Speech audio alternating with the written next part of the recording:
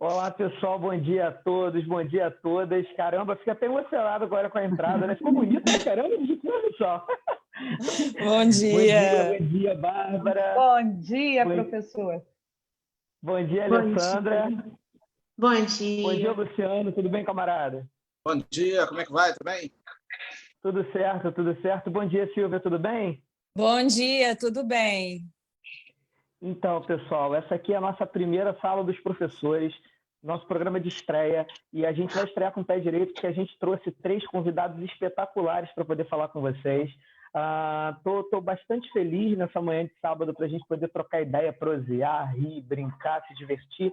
E a ideia é um programa de bate-papo mesmo, que a gente possa falar um pouquinho sobre, onde a gente possa falar um pouquinho sobre projetos de professores, onde a gente possa falar sobre projetos de educadores que trazem qualidade para a educação pública da nossa cidade e do nosso estado, e principalmente que mostre boas práticas e boas ações que estão acontecendo nesse momento e que às vezes a gente não consegue visibilizar. Esse programa, antes da gente começar, eu queria fazer alguns agradecimentos importantes.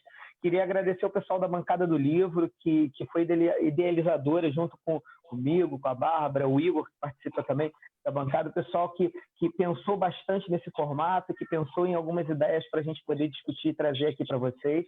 Então, assim, a bancada que está apoiando a gente nesse movimento de lutar pela cultura e lutar pelo livro aqui no Rio de Janeiro. Queria agradecer a Glaucia Hermínio, que está fazendo aí o comando, colocando live, puxando vinheta, que mexe muito nessas coisas aí. A gente não sabe mexer nisso, né, Bárbara? Tu sabe mexer nesse negócio? Não, claro que não. Minha primeira experiência, mas já estou amando já. Eu não sei. Então, se não fosse a Glaucia, ia dar tudo errado. Ia dar tudo errado. A gente está nas suas mãos, Glaucia. Queria agradecer ao Rogério Coutinho, cara, que fez essa arte linda, linda, linda, linda, do Sala dos Professores. Eu mandei para ele, o cara em 24 horas mandou essa arte com a mãozinha desenhando. E assim, quando a gente viu pela primeira vez, a gente viu que ia ser um sucesso e viu que a gente conseguiu ter uma abertura que chamasse atenção e que tivesse a ver com o que a gente sonhava e com o que a gente pensava em fazer, com dedicação e com carinho para esses professores que vão vir aqui contar sobre os projetos deles. Então, assim, eu sou José Couto Júnior, falo pra caramba, mas hoje eu vou tentar falar menos. Eu já estou ficando quieto, daqui a pouco eu não vou falar mais nada. Na verdade, eu vou passar a bola agora para a Bárbara falar um pouquinho, ela se apresentar, mas é isso, a gente vai estar aqui de 15 em 15 dias, hoje é o nosso primeiro programa. Bárbara, fala com a gente um pouquinho aí. Pois é, então, queria agradecer aos professores queridos, né? Esses mestres que estão lá na frente no dia a dia, se encontrando com esses meninos e meninas maravilhosos e comprovando, né? Demonstrando para a gente que é possível fazer muita coisa boa, né? Em parceria, em conjunto com essas milhares de pessoas que veem no livro e na leitura uma forma de emancipação, né? Que bacana falar de livro, leitura, integração, rádio, apaixonada pela rádio, né? Um lugar que chega, um veículo de comunicação que chega em qualquer lugar, exige muito mais da nossa imaginação e do nosso desejo, né? Bacana demais. Então, queria também aproveitar e chamar os amigos, né? Facebookeiros, se é que existe, né? Para estar junto da gente nesse momento. O objetivo do programa, como o professor Júnior falou, é trazer para a pauta essas dezenas, centenas e milhares de práticas de leitura e de livro que estão acontecendo nas escolas do Rio de Janeiro nesse momento, né? Mas então vamos conhecer bastante, né? Igor não, aí eu falei do Igor, é porque como a gente sabe que o Igor está por trás, né? Então foi bacana. O Igor é o cara. Que sonhou com isso, né? O Igor é o homem. Pois é, a gente, assim, o Igor, o cinema, né? Ai, que coisa deliciosa, a leitura, a rádio, as nossas salas de aula, né? Quem fala aqui é uma professora, né? Uma professora que dedicou a sua carreira toda a rede pública municipal de ensino. Então, vamos embora conhecer, Zé. O meu nome é Bárbara Portillo e vai ser um prazer estar com vocês hoje aqui. Obrigada.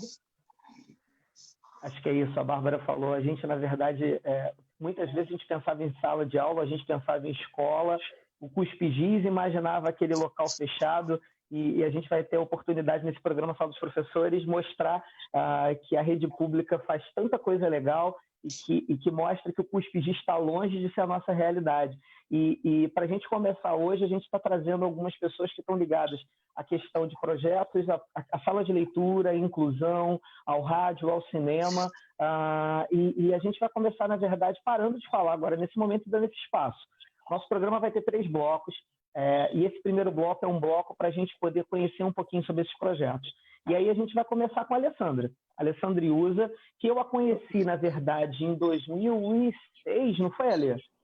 Cadê tu? Não, acho que 2012. 2012. Ih, eu tô ruim de conta. 12 que eu entrei no hotel. Que você entrou no Doutel. Então, desde 2012 a gente se conhece. Eu na verdade, eu encontrava pouco com a Alessandra porque eu era professor do PEJA, no Doutel de Andrade. Ela vai falar um pouquinho mais sobre a escola. E ela era professora de sala de leitura, mas era interessante como é que à noite eu via muito trabalho da Alessandra. A potência era tão grande que ela fazia os trabalhos de uma maneira geral na parte da manhã, né, que era o horário de trabalho dela. Às vezes havia algumas parcerias com o PEJA, mas assim, eu ficava babando o trabalho dela à noite, porque a gente, às vezes, passava e via algumas coisas ligadas ao cinema, ligadas à questão da inclusão das crianças com autismo, ligado a algumas discussões que faziam as crianças, na verdade, terem interesse pela leitura. E aí, assim, a gente trouxe a Alessandra para falar um pouquinho desse trabalho, e aí é contigo, Alê. Pode contar um pouquinho sobre a sua experiência, sobre os seus projetos, e o espaço é seu. Ai, gente. Bem, então... professora de sala de leitura, professora da sala de leitura do Hotel de Andrade, aqui em Campo Grande. Então, a gente sempre tenta fazer da sala de leitura não só um formato de biblioteca, de guardiã de livros, né? Mas, assim, uma coisa dinâmica, né? Um espaço dinâmico, que todos tenham acesso, que a gente tenha a possibilidade de incluir, que a gente tenha a possibilidade de estar sempre levando alguma coisa, buscando... dos alunos da comunidade, integrando toda a escola, né? A sala de leitura tem um perfil ágil, né? E às vezes a pessoa pensa, uma sala de leitura, uma biblioteca, uma coisa parada, você vai lá, lê, faz. Não, a sala de leitura é um espaço de comunicação, é um espaço de mídias, né? Então está sempre acontecendo palestra, teatro, cinema, visitas, encontro com o leitor. E claro, né, principalmente, né, os nossos livros, né, a dinamização do acervo, que eles tenham, que as crianças e que a comunidade também, né, os profissionais saibam que possam contar com a sala de leitura como um lugar que eles possam buscar informação, buscar prazer, viver esse espaço. Né? A gente fala, o horário de sala de leitura. O horário de sala de leitura é para ser vivido dentro do espaço da sala de leitura, mas de uma forma ampla. Né, esses contatos, né? Então, a gente tem o Cineclube, que a gente consegue, a gente eu faço, eu e Marilice, né? Marilice maravilhosa, né? E ela começou o Cineclube, depois eu cheguei, a gente se juntou, é uma parceria 10, né? Então, com o Cineclube, por exemplo, a gente pega os alunos do 6º ano, né? E querem, né, que desejam, e fazer essa oficina no horário depois, né, depois do horário, os pais permitem e tal, e a gente faz esse trabalho com eles. Eles têm acesso à teoria, eles têm acesso ao equipamento, claro, a gente não tem um grande equipamento, mas a gente mostra isso para eles também. Eles montam o roteiro, eles fazem o filme, depois eles passam para a escola toda, e participam também de concursos de mostra, como a Mostra Geração, o Anima Escola, né? O Curta na UERJ. O Curta na UERJ a gente ganhou 4 vezes, assim, por votação popular. Eles conseguiram se mobilizar familiares, mobilizar todo mundo, e votação, assim, imensa. E, assim, é uma coisa dinâmica, porque eles também vão gravar fora, eles ficam muito ativos dentro da escola, né? Então, eles são meio... Realmente, eu vejo que faz uma diferença, né? E sendo a conclusão, né? Sendo o nosso último ano, né? Então, realmente é uma coisa que eles voltam depois para ir lá visitar a minha, a Mary e tal, assim, muito legal. E também gosto muito da parte da inclusão, né? Porque tem as palestras, a gente faz umas parcerias muito legais, o pessoal da classe especial, o pessoal da sala de recursos, né? a AE, assim, as estagiárias, né? Sei que todo mundo se mobiliza e a gente consegue fazer muita coisa, né? Dentro do espaço da sala de leitura, com o apoio da sala de leitura e com a atuação da sala de leitura também. Então, a gente está sempre envolvido, né? O projeto do Cordel também foi maravilhoso, porque a gente fez estilogravuras, eles usaram material que a gente fez campanha, né? Eu fiz campanha com eles, botei no Facebook para eles trazerem as bandejinhas de isopor, né? Não joga fora, não. Dá uma lavadinha atrás para cá. E com aquela bandejinha a gente fazia esses estilogravuras. Então, eles estudaram, tiveram acesso ao texto, aos livros de cordel, à literatura, fizeram estilogravuras para fazer o próprio materialzinho de cordel deles, e nós convidamos um cordelista, né? Convidei o cordelista, o Severino Honorato, que está sempre nos visitando, né? Apoiando, né? E ele foi, conversou com as crianças e contou um pouco, mostrou um pouco das obras dele, que tem esse encontro com o autor, que também vou falar, eu sou entusiasta, eu vou ficar falando. Esse é o lugar, né, Alessandra? Isso, é para isso mesmo. Esse é o lugar da transformação, nossa sala de aula, nossos meninos e meninas, né? E vendo eles escrever, tendo acesso, eu acho que ter acesso é muito bom. Às vezes a pessoa, eles são muito pequenos para entender isso ou aquilo. Não, referência é muito bom. Né? Você ter referência, eles vão encontrar algumas outras coisas mais à frente, eles não, eu já vi isso antes, eu já vi isso em tal situação. Né? E criar esse conjunto de referências assim, é muito prazeroso. Né? E a gente está vendo que está dando certo. O Dotel já é uma escola de leitores, né? A Audrey, né? A Sol participaram de um concurso e ganharam como uma escola leitora. Então, quer dizer, eu já fui um campo propício, né? E a gente sempre tem muito apoio da direção, da coordenação, e faz muita coisa junto. A gente faz uma festa literária também, que é maravilhosa, que toda a escola participa, né? E nessa última festa literária mesmo, nós fizemos lusofonia literária, né? Então, seriam os lugares falantes do português. Aí, nisso, a gente pesquisou, descobriu que Goa ainda fala português, está em transição, mas ainda fala. E nisso de Goa falar português, nós trouxemos um grupo, Hare Krishna, né? Que queria trazer um pouquinho da Índia, né? Então, quer dizer, lá na Índia falam português. Então, eles vieram falar um pouquinho da Índia, falar um pouquinho do português em Goa, mostraram um pouquinho dos cânticos, e foi super legal, as crianças adoraram. E, nossa, é muita coisa que a gente faz. Cineclube, palestra, cinema, encontro com o autor, é o que eu, assim, meu xodózinho também, né? Cheio de xodózinhos, né? A gente já encontrou, por exemplo, a Roberta Carius. A Roberta Carius, ela é uma mãe especial como eu, sou mãe de 2 meninos, né? Um neurotípico e um autista. Então, a Roberta Carius também, ela é mãe de um menino autista e fez um livrinho para ele, né? O Menino e o Violão, que ele se comunicava com ela, né? Tocando violão, né? Contando as coisas, contando, porque eles gostam de... tem essa coisa da ecolalia, né? Cada um tem suas particularidades, né?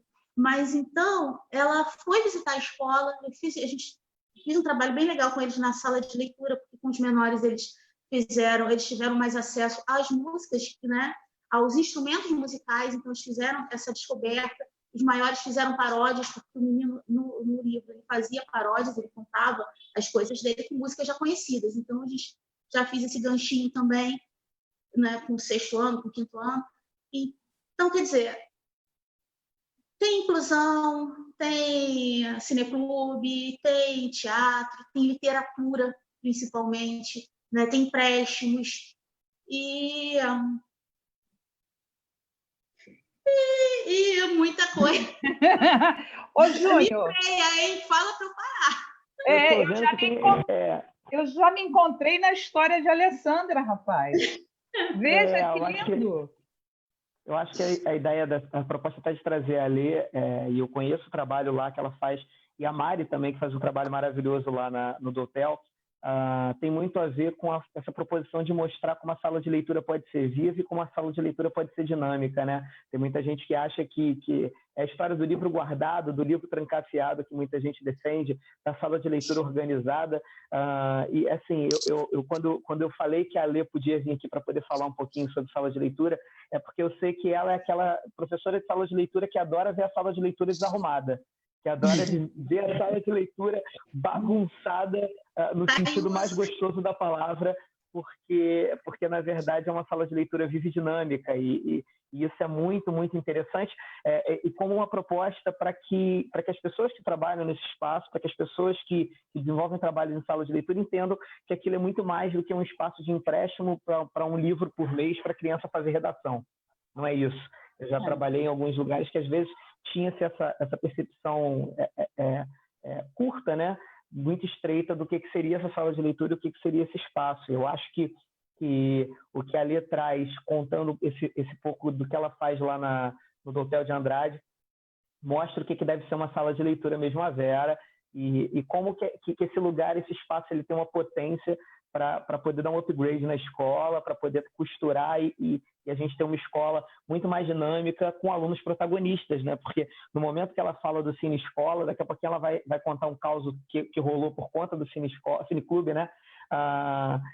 Eu acho que ela está efetivamente, as crianças do Dotel estão aprendendo a ter ferramentas para poder ser cidadãos ativos e construírem as próprias histórias. Então, acho que isso é extremamente importante. Eu encontrei o local onde a gente se viu irmã, Alessandra. A Alessandra também, na época, dirigiu uma escola, Rivadavia Correia, ali na Central do Brasil, e tinha um projeto de leitura bem bacana, que é assim, meu xodó da vida de professora, né, chamada Central de Leitores. E aí eu e Sol vencemos, o Sol e mais 10, éramos 10 escolas, vencemos esse concurso Escola de Leitores, que era organizado pelo Instituto Natura, e nós tivemos o prazer de viajar até a Colômbia para conhecer o projeto da Escola Parque, da Biblioteca Parque, né? Então, contribuiu com a ampliação dessa visão dos espaços de leitura, né? Que não se encerram no livro, no empréstimo, no conceito de biblioteca, né? Mas como é que você, a partir da leitura, você consegue ampliar as práticas, né, dessa leitura para todas as áreas do conhecimento, para todas as relações humanas. Muito bacana, assim, um beijão para a Sol, que deve estar nos vendo hoje, se não tiver, daqui a 15 dias, fala para ela que a gente vai acabar convidando para contar um pouco dessa experiência que foi falar nesse lugar. Muito bacana. Só a Audrey também foi. Isso, claro, minha parceira, de hotel, inclusive. Isso aqui é muito bom, esse espaço é muito bom, porque quando eu comecei a publicar lá no Facebook, né, falando para o pessoal que ia ter, muita gente botou assim, parabéns, que legal, e eu já ia mapeando, falando, legal não, daqui 15 dias é você. Então, é isso. Eu acho que é um espaço muito generoso e que a gente vai poder falar muito sobre a educação carioca. E, assim, a Lê trouxe uma série de proposições e de ideias que rolam lá no Dotel, e ela falou sobre a questão da inclusão e ela falou da questão do Ícaro, né? Que é o filho dela, que é autista. Eu tenho o João Pedro, que também é autista. Falando nele. Olha ele! Aqui, especial. E a gente falou um pouco sobre inclusão. Eu acho que vai ser bem legal para a gente poder fazer um link com o nosso outro convidado, que vai falar um pouquinho sobre inclusão, que fala com propriedade sobre isso. E aí a gente vai chamar o Luciano agora para a conversa, para poder falar um pouco sobre o trabalho dele, que é muito interessante também. E aí, Luciano, se apresenta um pouquinho, fala um pouquinho para a gente como é que funciona esse seu trabalho e como é que você desenvolve.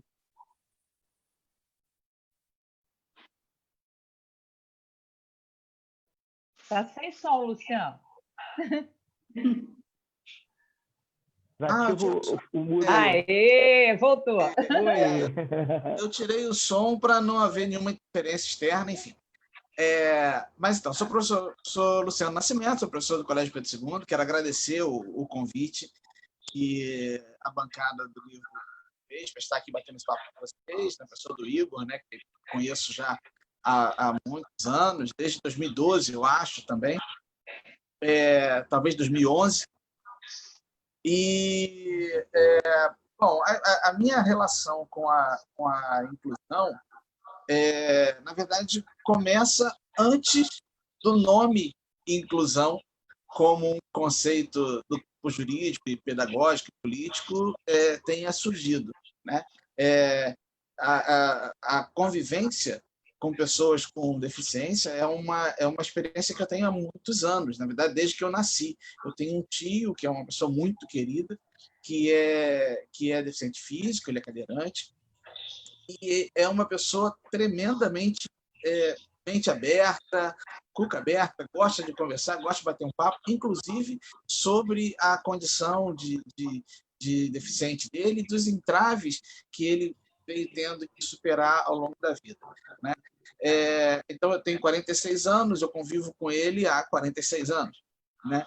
E depois, há 19 anos, o meu segundo filho, né, o Luiz Felipe, nasceu e alguns meses depois a gente descobriu que ele teve paralisia cerebral em idade fetal ainda.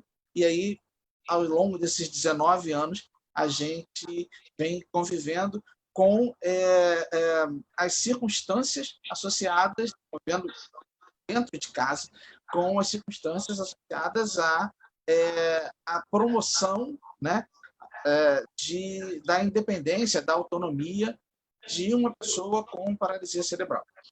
Ele tem, né, a paralisia cerebral, mas é uma diplegia leve, então ele caminha com o auxílio de andador na rua e caminha sem andador em casa, ele lê, ele escreve, ele tem um atraso, né, uma deficiência cognitiva leve.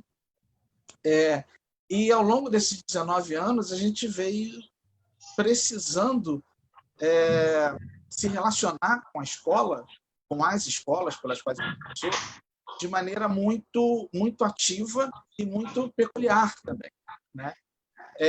Porque a gente percebia, muitas vezes, muito boa vontade dos profissionais e falta de formação técnica para lidar com a circunstância de uma pessoa com deficiência em sala de aula.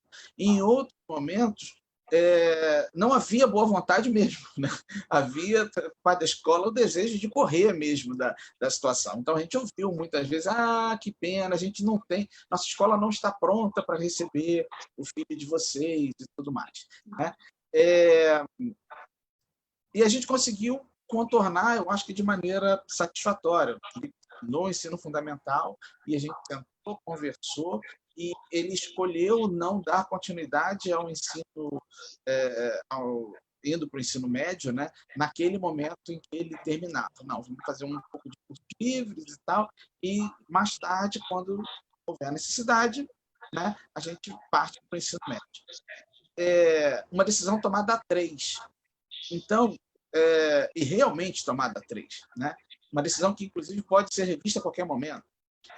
Então, a gente acredita que a gente conseguiu colaborar para que houvesse um design de aprendizagem, e essa é uma expressão que eu gosto bastante, um design de aprendizagem que fosse promotor da autonomia do Luiz Felipe, tanto quanto ele pudesse, precisasse e desejasse, né? Então, necessidade, potência e desejo são 3 elementos que a gente precisa sempre levar em consideração na hora de pensar na inclusão.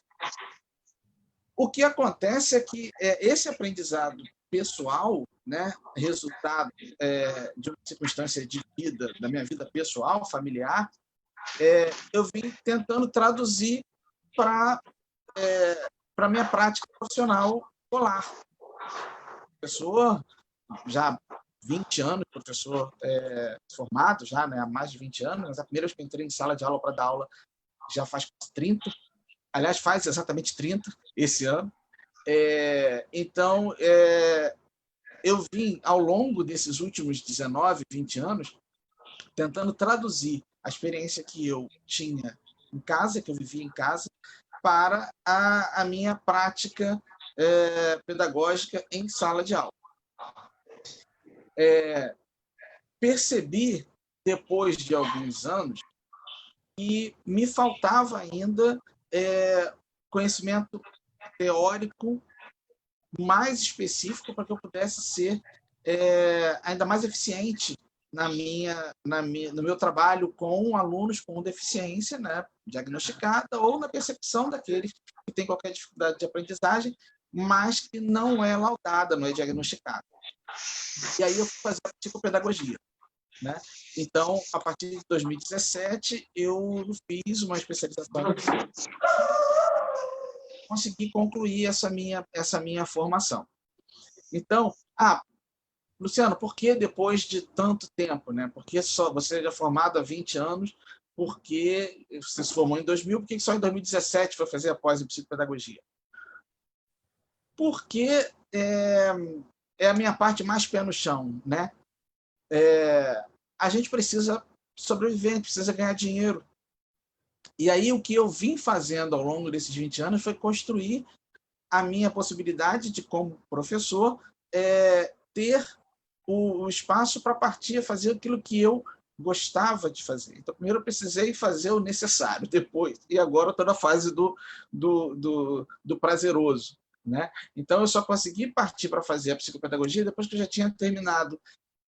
Logo assim que terminei a faculdade, fiz uma especialização. Eu sou professor de português, né? Fiz uma especialização, depois fiz o mestrado, depois fiz o doutorado, e tudo na área de letras. E depois que terminei isso tudo, beleza, então agora vamos nos dedicar ao resto do tempo aí de carreira, que graças à reforma da Previdência será eterna. Vamos partir... 90 anos para se aprimorar, cara. Mais ou menos isso. Mais ou menos isso. Ai. Então, aí agora vamos dar forma ao que a gente veio aprendendo ao longo desse tempo todo, esse conhecimento que a gente veio juntando. E aí agora a gente está fazendo, eu e a minha mulher, a Luciana, que também é profissional da educação, que também é psicopedagoga, a gente, que também que é a mãe do Felipe, né?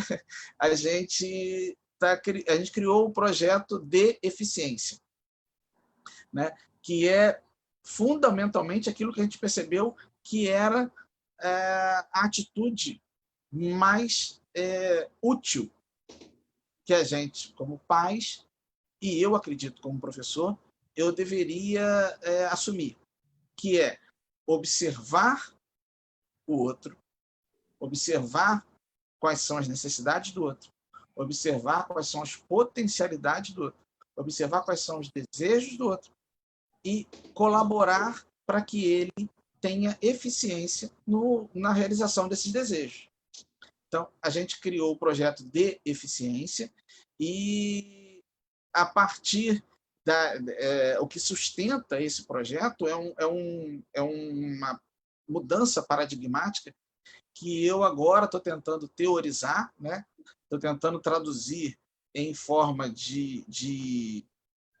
numa apresentação científica, né, essa experiência. Esse é o meu projeto de pós-doutorado, que eu estou fazendo agora, o meu pós-doutorado, tentando descrever o que eu chamo de psicopedagogia da empatia. Identificar a dificuldade de aprendizagem que o outro apresenta e, a partir da necessidade, da potência e do desejo do outro, colaborar para que esse outro alcance o seu desejo e que ele tenha o máximo de autonomia. É isso que eu tenho feito no projeto, é isso que eu tenho feito no estágio pós-doutoral, é isso que eu tenho feito na minha prática cotidiana, docente no Colégio Pedro II, hoje em dia no Colégio Pedro II. É isso que a gente faz com relação ao Felipe. Enfim, eu não separo muito as frentes com que eu tenho que lidar na minha vida. Eu acho que está tudo muito misturado. A gente só precisa saber exatamente os caminhos que ligam uma coisa a outra. Não é nem botar cada coisa na sua caixinha. É saber o ponto de ligação entre as coisas. Se a gente coloca uma coisa em cada caixinha, a gente acaba entendendo que as coisas são estanques e a gente é menos eficiente. É o que eu acho, né? Então, tudo na minha vida hoje em dia gira em torno de uma vivência psicopedagógica e empática. É isso. Pois é. Olha, ô Júnior, fantástico. Luciano, parabéns. Muito Luciano legal. e Luciana, né? Isso, Luciana. Casal maravilhoso. A Luciana é aquela lá, ó. Peraí, assim. A Luciana Cadê ela? Tá lá. Ah, sim. Tá lá atrás. Está participando da live. Então, eu fiquei assim super atenta porque primeiro porque você fala da questão da autonomia, né? Eu acho que isso é fundamental, né? A gente educa para a autonomia. Se a gente não educar para a autonomia, a gente não está educando. E isso é uma jornada para a vida inteira, né? Por isso não pode estar em caixinhas, não pode estar em tempos separados. Agora, tem uma questão que, assim, ao longo, e aí você sabe, você fala disso muito melhor, inclusive, do que ao longo da nossa formação profissional, né? E mesmo ao longo da história da sociedade, essa relação com as deficiências, ela nunca foi muito clara, né? Sempre a sociedade se organiza de forma excludente. Esse me parece que é o natural. E aí chega um tempo que a gente não deseja mais admitir essa exclusão, né? A gente quer um novo tempo, uma nova história, e é nosso direito enquanto humanidade, né?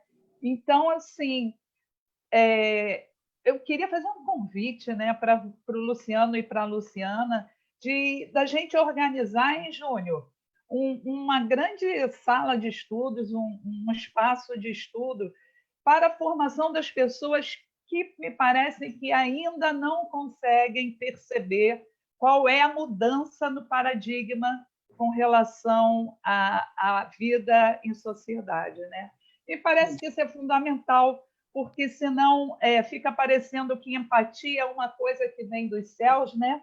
Vai cair assim no momento, e aí todo mundo vai falar: olha, eu sinto muita empatia. Não, amor, vamos estudar o que é olhar para o outro, ouvir o outro, né? E eu acho que isso é um processo de aprendizado, né? E eu ia ficar super feliz de exatamente. Hoje, inclusive, eu tô com som, né? Minha voz está saindo, né? Tá. Então, hoje, inclusive, a gente está lançando, a gente tem um canal no YouTube, né? Nas redes, né? De maneira geral, e hoje a gente está lançando um vídeo falando exatamente sobre essa questão da psicopedagogia da empatia, o que é, como é que ela se faz, e a gente já tem práticas pedagógicas efetivas. Eu não estou falando de práticas pedagógicas, aquela coisa ideóloga à lá os pseudofilósofos de plantão, não. Estou falando de práticas pedagógicas efetivas. Assim, olha só, eu fiz esse exercício assim em sala e a coisa teve tal ganho, né? Eu vou falar sobre isso depois, no segundo bloco, quando a gente falar das nossas experiências. Eu vou falar um pouco disso. E é justamente essa a nossa intenção, de criar, de participar de grupos de estudo para compartilhar essa experiência. Não faria sentido, seria incoerente eu falar em psicopedagogia da empatia e eu não ser empático, eu não querer trocar isso com as pessoas, né? Então, é justamente essa a nossa intenção. E aí, o apelo para isso, Bárbara, eu acho que é uma coisa muito dura de se pensar, a maior parte das pessoas não pensa, mas também é tanto quanto real, tanto quanto dura, é real. A nossa relação com a deficiência, a relação da humanidade com a deficiência, eu acho que talvez seja um ponto em que eu pense um pouco diferente de você. Eu acho que a relação da humanidade com a deficiência sempre foi muito clara. sempre foi excludente, né? Sempre foi muito clara, sempre foi de exclusão. Desde a Grécia Antiga, a gente sabia que as pessoas que nasceram com deficiência eram jogadas de penhasco. Então, sempre foi muito excludente. E a gente acredita que uma das bases desse ímpeto excludente está no seguinte: de maneira geral, as pessoas acreditam que deficiente é aquele que nasce com alguma deficiência. E não é isso. A situação dura, a realidade dura é a seguinte: ou você nasce com alguma deficiência, ou você adquire a deficiência ao longo da vida por uma doença, por exemplo, diabetes, que pode acabar levando à cegueira, você pode passar por um acidente e ficar paraplégico, tetraplégico, você pode passar por um acidente e ficar surdo, então você pode adquirir alguma deficiência ao longo da vida. E se nada disso acontecer, se graças a Deus você tiver uma vida longa e saudável, quando a idade chegar, você vai perder a visão, você vai ouvindo menos, seu tato vai ficando comprometido, a sua mobilidade vai ficando comprometida. Então, olha só, ou você nasce deficiente, ou você fica deficiente. A alternativa a isso é morrer novo. Sim. Isso é muito duro, mas é muito real. Ou você nasce deficiente, ou você vai ficar deficiente. A terceira alternativa é você morrer novo. Então, é importante para todo mundo saber e entender o que é a deficiência. Pois é, eu achei fantástico. A gente luta muito tempo. E o nome do projeto? O nome do projeto. Pois é, eu achei assim fantástico, né? Porque é um retrato, né, de eficiência. Que a questão é a eficiência, a questão é a autonomia, é a capacidade de agir pelo seu desejo, pela sua vontade. Júnior, eu acho que o Luciano traz uma coisa extremamente importante quando fala de autonomia, porque a gente precisa entender a escola. A gente está em 2020, a gente precisa entender que a escola não é depósito de gente, a escola não é o espaço de reprodução somente de pensamento, mas sim de criação de autonomia. E a gente fala disso para todos os nossos alunos. Eu tenho uma turma com 35 alunos, eu tenho que criar estratégias para que esses 35 alunos sejam autônomos, seja ele neurotípico, seja ele uma pessoa com deficiência. E quando você trata isso com empatia, você percebe a necessidade de criar meios para que as potencialidades desse aluno sejam realmente postas à prática, realmente sejam ampliadas, você realmente está fazendo educação. E aí a gente vai entrar na nossa terceira convidada, Silvia, que traz o rádio para dentro da sala de leitura como uma forma de potência e de autonomia para os alunos, trazendo uma possibilidade para que esses alunos efetivamente possam colocar alguns talentos para fora, porque a gente antigamente tinha muita lógica, tem umas coisas que a gente vê em Facebook, e eu sou professor de história, então eu passo muito por isso, né? Outro dia eu li um texto que era o seguinte: você lê Guimarães Rosa, você compreende, você consegue entender todas aquelas frases, leituras, diálogos. Quem te disse que você é pior do que um cara que sabe onde é que está o X? Por muito tempo a gente imaginou que a matemática ou só as ciências exatas é que tinham um local, sei lá, no Olimpo, né, das inteligências, mas a gente começa a perceber que existem múltiplas inteligências e que a gente precisa fazer com que os nossos alunos coloquem isso para fora. E ter uma sala de leitura onde você trabalha o rádio, onde você trabalha a autonomia dos alunos, eu acho que é muito legal, e a Silvia Werneck vai contar um pouquinho para a gente como é que é esse trabalho dela. Bom dia, Silvia. Bom dia. Oi, Silvia. Pode falar. Pois é, antes da Silvia começar, queria só fazer um link também, que assim, eu acho que a questão da autonomia e dessa consideração, né, dessa evidência, a gente há que considerar que, na verdade, cada um tem um percurso de aprendizagem muito próprio, né? Então, não está para aquele que tem deficiência, está para todos. E se a gente conseguir encarar isso como uma verdade e se debruçar em práticas que, de fato, façam um link com essa capacidade de desenvolvimento, a gente vai superar muito dos casos que a gente vê hoje e chama de fracasso escolar. porque não está para um determinado grupo de pessoas, está para todas as pessoas, né? O processo personalizado de aprendizado, porque ele tem a ver com a vivência de cada um, né? Com a história de vida de cada um, com seus desejos e as suas aspirações, né? Então, a questão é como é que a gente, enquanto professor, né, se apresenta como parceiro que vai ajudar a olhar, né? E eu acho que a gente tem aqui 3 contribuições fantásticas, e a Sílvia vai falar sobre uma delas, na relação com a comunicação, que eu acho que ajuda a superar, né? E a ver com mais clareza essa questão do investimento na personificação dos processos de aprendizagem. Oi, Sílvia. Oi, é isso mesmo. É da independência, né, da autonomia, né, aos alunos, né? A rádio, ela tem esse é o grande objetivo da rádio. O meu nome é Sílvia Werneck, eu sou professora da Alcide de Gasperi, né? Ano passado eu era professora da sala de leitura, hoje eu estou como coordenadora, e foi no ano passado que a gente desenvolveu esse projeto da rádio, né? Na verdade, a escola, a Alcide, ela já tinha uma rádio, né? Já tinha tido há uns anos atrás uma rádio, e quando eu entrei como professora da sala de leitura, a rádio estava meio que desativada, né? O material, né? Equipamento, né? Ele já estava um pouco defasado. Então, era um desejo da direção, da diretora, né? Da Kátia, que a gente retornasse, né? Trouxesse de volta esse projeto. E aí veio a verba do PDDE, né? Qualidade, e aí a gente investiu. Não é nada demais, mas precisava de caixa de som, precisa daquela mesinha de som. E eu me vi num grande desafio, né? Porque a minha formação é em teatro, eu sou professora de teatro. E aí eu falei assim, caramba, como é que eu mexo com mesa de som?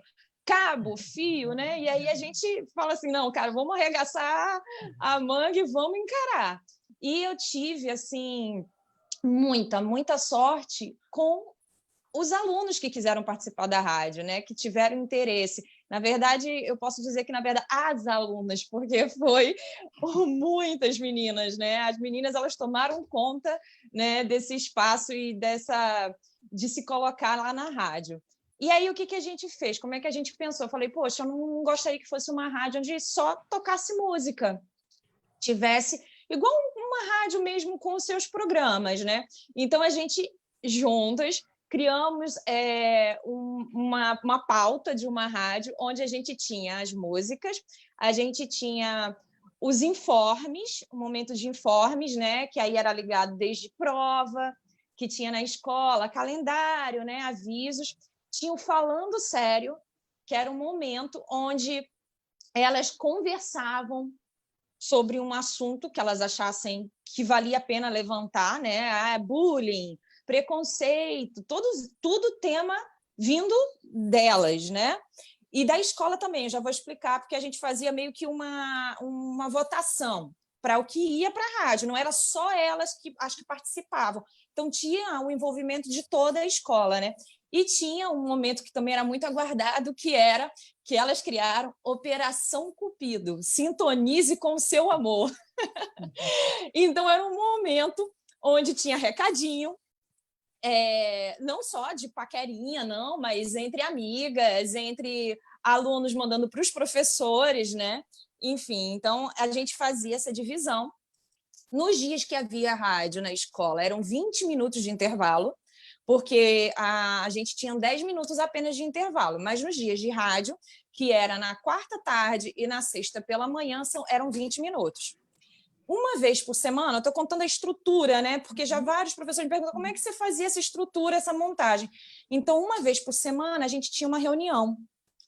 Nessa reunião, a gente fazia esse levantamento, porque quando a rádio tocava, elas ficavam na cabine, no espaçozinho, e ficava um monitor da sala de leitura, né? Sala de leitura, o pessoal sabe, tem monitor, com papeizinhos na porta para votação de música, né, os desejos dos alunos em música, qual o assunto que eles gostariam que aparecesse no Falando Sério, né? Um informe que eles achassem que fosse necessário. Então, a gente acabava a rádio com todo esse material. Quando a gente se reunia, a gente fazia um levantamento. Então, não era só o que aquelas meninas da rádio, né, que já eram as protagonistas, elas eram apenas a voz delas. Não, tinha a voz de todos os alunos da escola, né? Todos podiam opinar e participar. E, a partir desse levantamento, a gente montava a rádio da semana, sempre pensando nisso, né? Que desse voz para essas alunas, para que elas pudessem falar, para que elas pudessem, né, se colocar.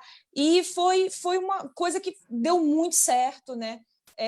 A gente teve a escola inteira naquele momento de rádio, né, quando acontecia no recreio, no intervalo, era um momento muito, muito aguardado.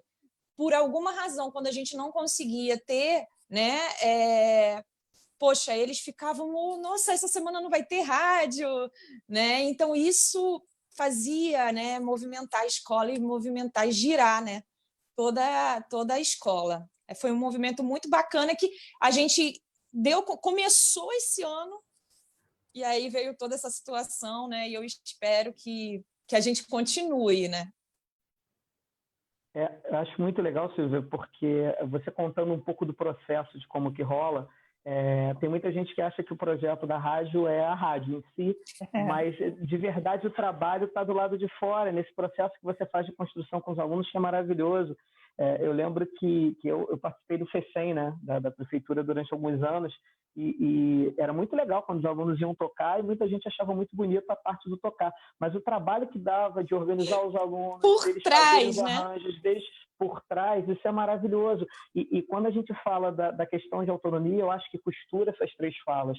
A fala da Alessandra, quando ela diz que os alunos começam a ter percepção, começam a escrever, começam a trabalhar coisas diferentes dentro da sala de leitura. Depois o Luciano, com toda a empatia das crianças com deficiência, das pessoas com deficiência, mas também dos alunos neurotípicos que vão aprendendo e vão colocando a autonomia em prática. E aí, coroa com a tua fala, quando você fala que os alunos, na verdade, compõem, são eles que fazem a rádio é deles. E quando o professor consegue chegar nesse ponto onde os alunos têm efetivamente autonomia para poder criar, têm efetivamente autonomia para colocar em prática aquilo que eles sonham, que eles desejam, que eles entendem como importante, a educação está feita. É muito legal escutar sobre o seu trabalho, é muito legal escutar sobre o trabalho dessas três pessoas que vieram hoje aqui e que estão fazendo um sábado bem legal pela essa manhã. Espero que a galera esteja gostando, quem estiver ouvindo, porque dá muito caldo a gente falar sobre educação e a gente falar com professores que entendam que a educação é isso, é fazer os alunos efetivamente conseguirem trabalhar e ser autônomos. Júnior, e você falando dessa coisa da autonomia, um dos momentos que mais, né, me deixou feliz foi quando, como sala de leitura, você sabe, a gente às vezes tem que sair para reunião, enfim.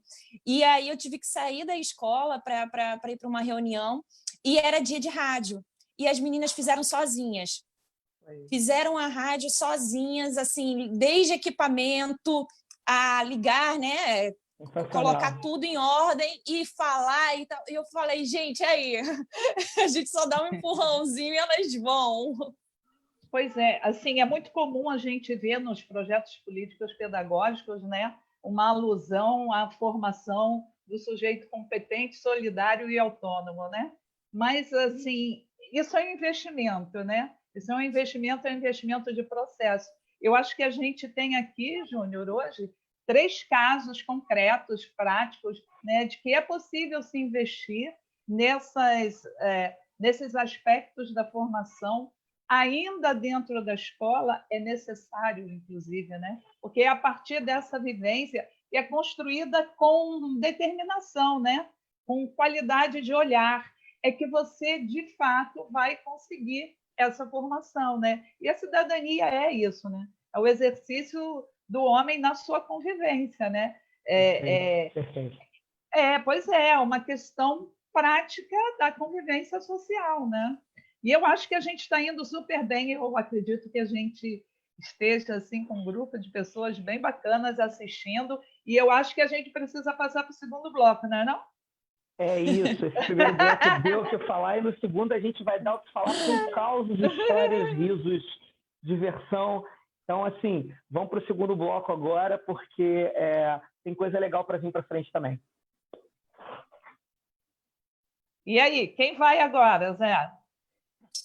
Eu tinha combinado um negócio quando eu falasse, vamos para o segundo bloco. Se quiser, a gente faz. A gente faz.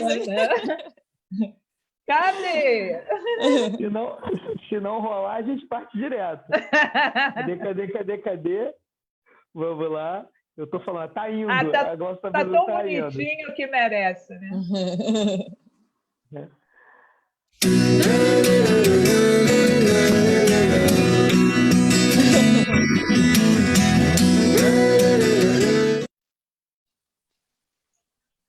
De novo, esse trabalho do Rogério Coutinho tá bonito demais para só usar uma vez. A gente vai avisar na mudança de bloco, no final, no início.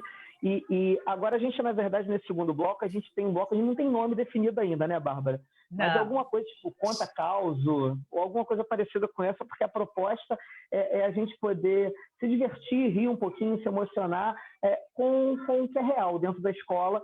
E aí a gente vai falar um pouquinho sobre o chão da escola com os nossos convidados, lembrando uma história que passaram dentro da escola. Então a gente vai voltar para a Alessandra. E Ale, de novo a fala é tua, para você contar um pouquinho, ou dentro do projeto, ou dentro do tempo que você trabalha na escola, no Doutel, do tempo que você trabalha no ensino público, do tempo que você é professora, alguma coisa engraçada, interessante, bonita, emocionante. A sua eu sei que é emocionante, então pode contar para a gente, por favor, Elê.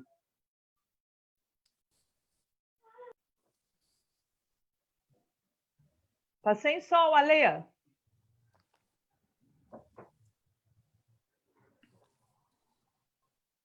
Tá sem som. Tá mutada, Tá mutada.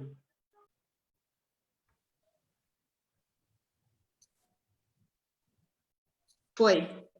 Isso. Foi. Uma coisa que eu gosto sempre de é o guardo com carinho, né?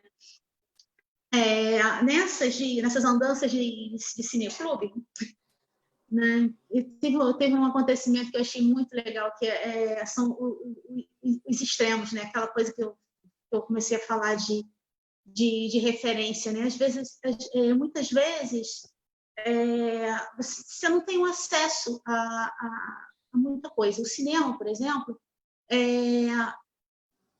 o cineclube ele te aproxima disso, mas não é fora o cineclube, nem sempre a pessoa pode ir a um cinema e, infelizmente, é uma coisa que a gente tem que estar sempre trabalhando, né? Tem que estar, mas acontece. Numa dessas, um aluno do cineclube, né, um cineclubista do Doutel, né?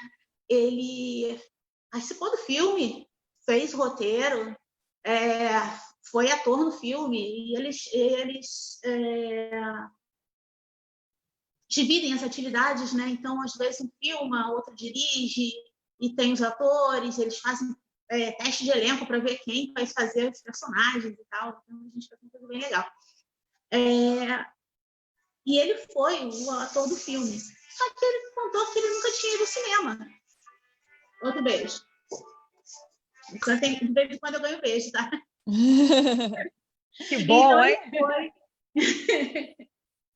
Então ele não tinha conhecimento de cinema ainda. Então nós fomos no Mostra Geração, né?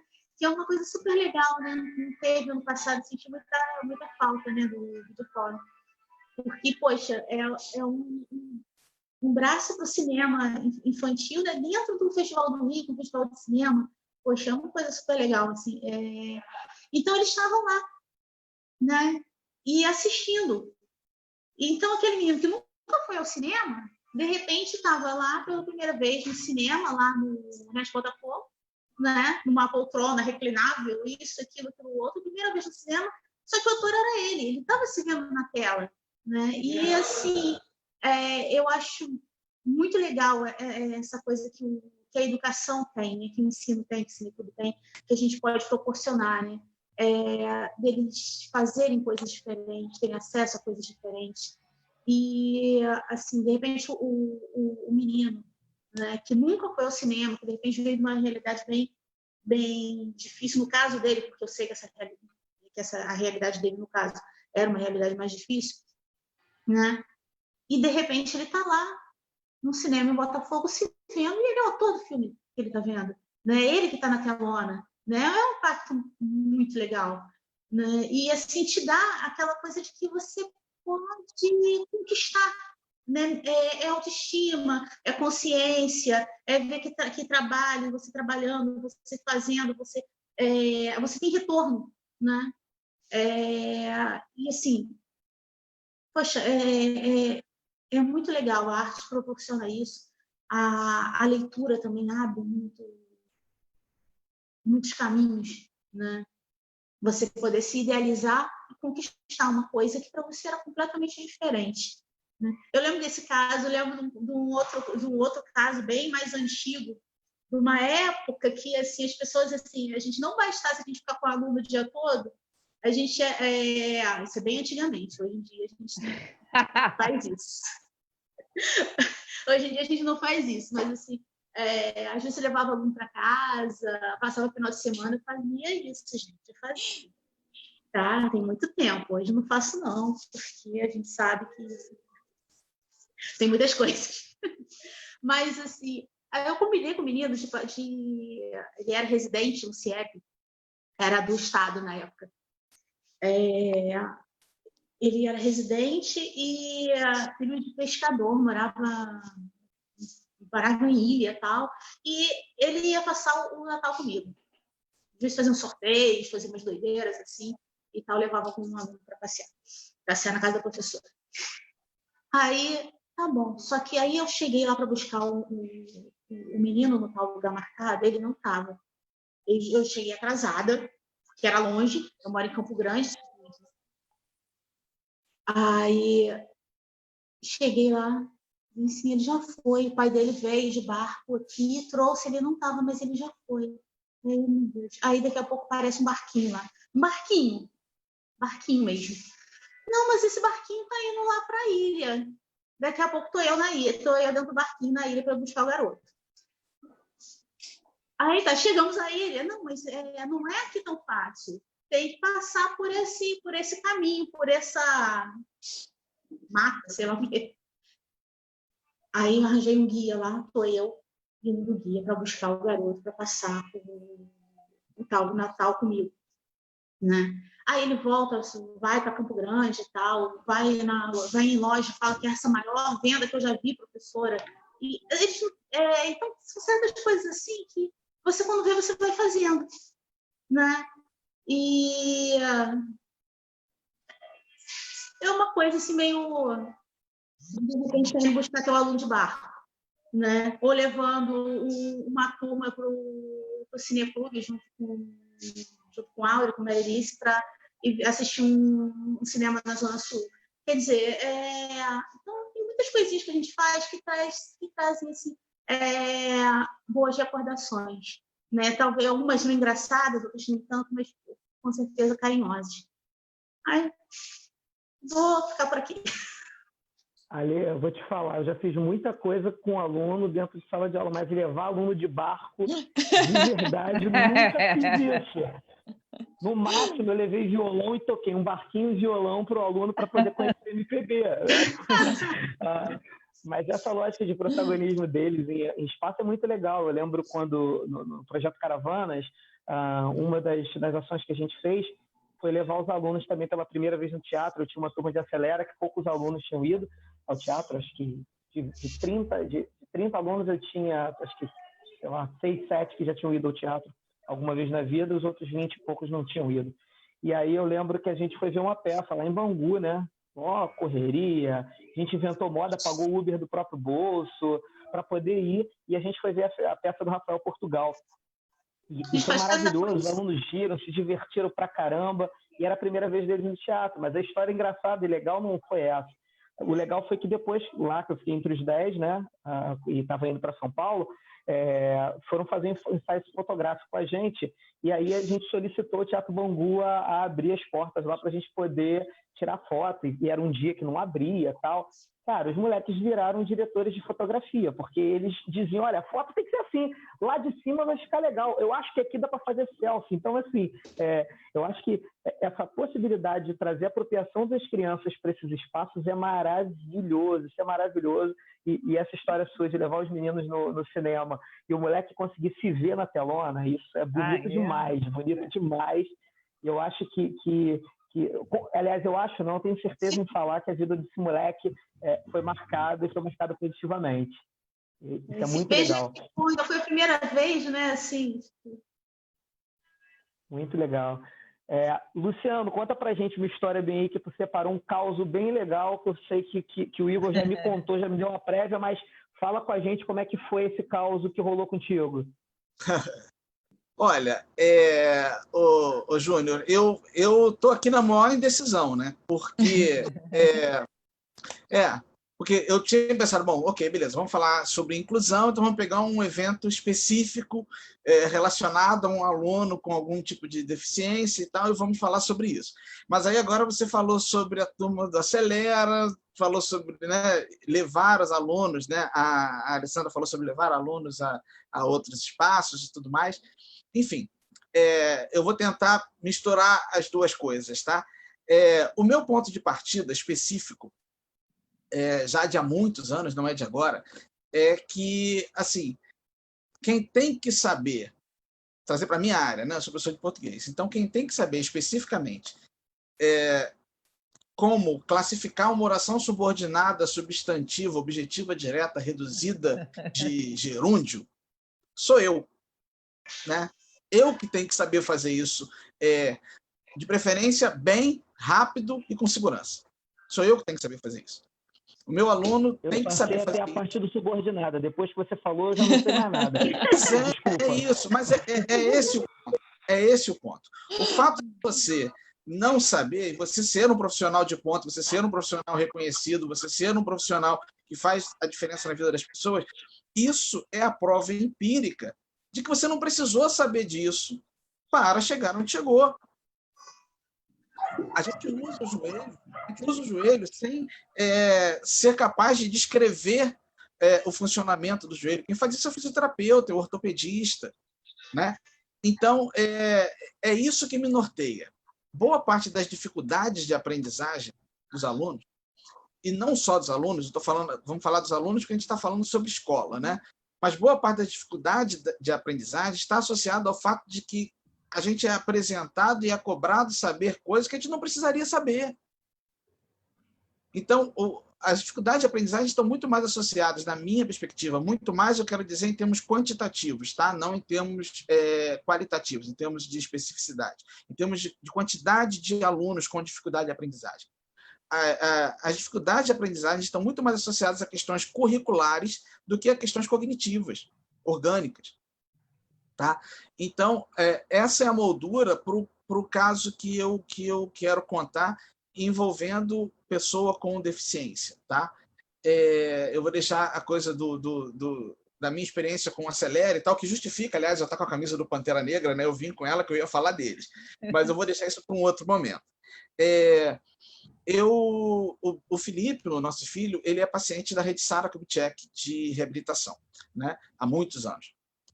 E numa das atividades que ele foi no Sara, uma atividade de encerramento, final de ano, culminância e tal, não sei o quê, haveria apresentações artísticas de pacientes, né, da Rede Sara, pessoas atendidas pela Rede Sara.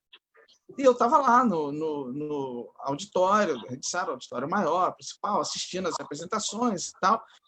E, assim, eu acredito que seja bastante comum que as pessoas estejam nesses lugares pensando assim, vamos aplaudir tudo, né? Porque o aplauso é um incentivo. E muita gente vai nesses lugares acreditando que o aspecto estético mesmo, né? A beleza, o apuro formal, né? Daquela apresentação, não é exatamente um critério, que o critério ali é motivacional. Vamos bater palma para incentivar as pessoas. E aí eu estava sentado assistindo a apresentação e começou a apresentação de um aluno, de um paciente, chamado Matheus Trindade. Ele tem, inclusive nas redes sociais, é Matt Trindade, M-A-T-T, Trindade. Eu acho que é isso. Matheus Trindade.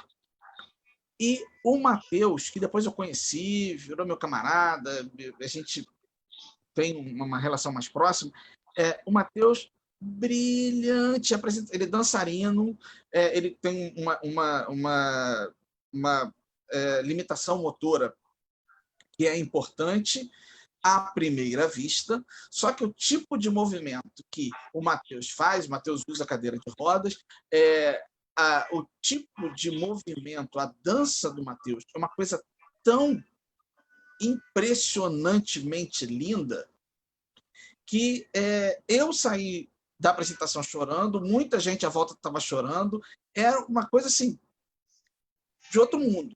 Eu sugiro que as pessoas procurem Matheus Trindade. Ele é impressionante, ele é muito bom. Um artista nato. Anos depois, eu trabalhava num outro colégio, eu fui professor do Colégio Militar do Rio de Janeiro por 11 anos. Saí do Colégio Militar para vir para o Pedro II. E uma instituição militar é um lugar que, às vezes, até parece refratário à inclusão de pessoas com deficiência. É um tema muito sensível numa instituição militar.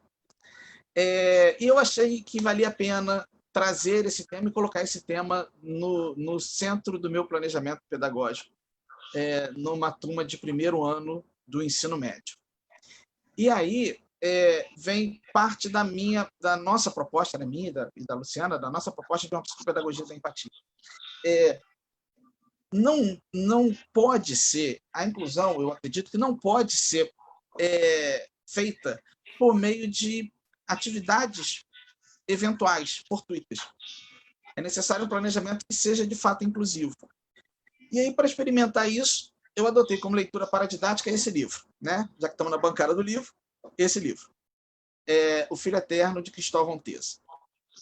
Muito sinteticamente, a história de um escritor, professor, escritor, que tem, antes de alcançar a notoriedade como escritor, tem um filho com síndrome de Down.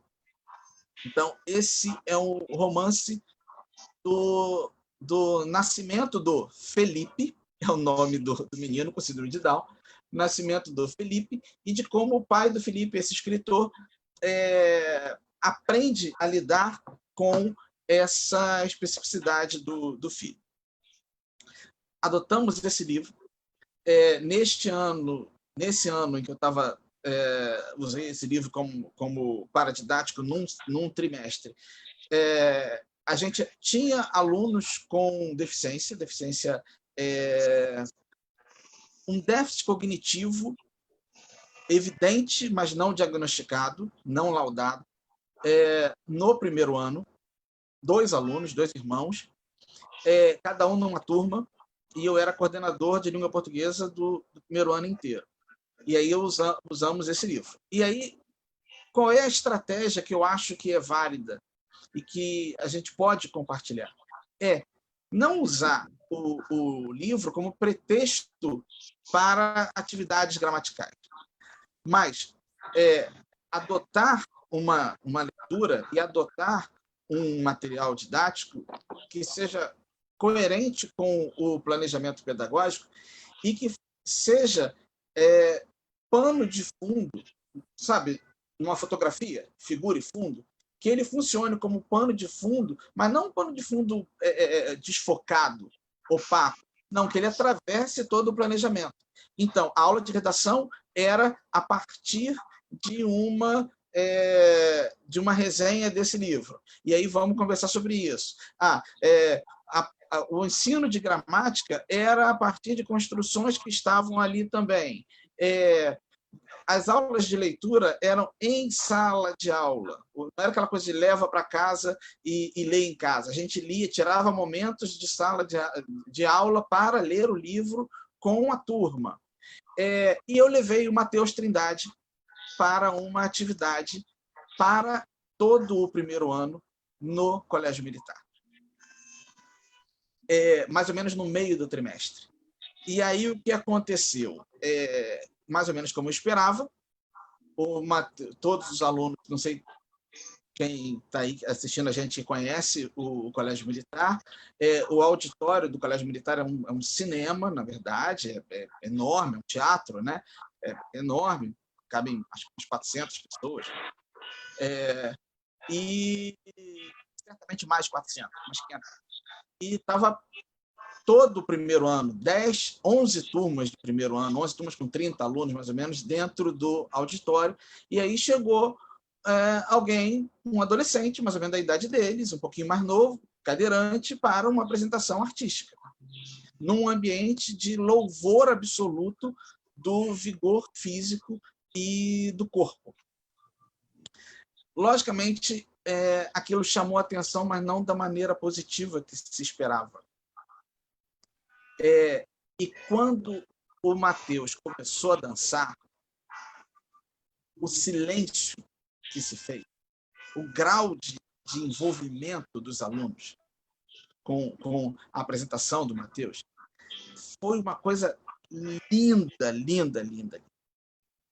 Eu vi aqueles barbados, todos marombados e tal, não sei o que, chorando com a apresentação do Matheus.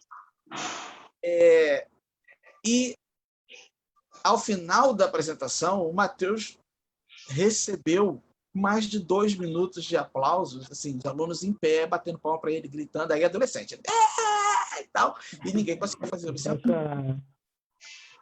Aplausos e gritos, né? Aplausos e gritos. São adolescentes. E aí a galera resolveu efetivamente ler o livro. E aí eles embarcaram na leitura do livro, e aí a prova foi toda, os textos da prova, né, eram trechos do livro, com charges, com propagandas de órgãos públicos promovendo a educação inclusiva, trechos da Lei Brasileira de Inclusão. Então, a gente promove a intergenericidade, né, na prova de português há gêneros variados, há textos verbais e textos não verbais, todos com uma mesma temática, e acabou aquela coisa de pegar e, não, classifique o sujeito da oração, papapá. Não, assim, o fulano, na oração tal, fulano teve ou não o seu direito ao acesso permitido? E aí, quem é que teve o seu acesso negado? Então, vamos lá. O cadeirante não pôde entrar no cinema. Quem teve seu acesso negado? O cadeirante. Ele é o sujeito, eu não preciso perguntar quem é o sujeito. Eu não preciso perguntar. Então, é assim que a coisa pode acontecer de maneira muito natural, né?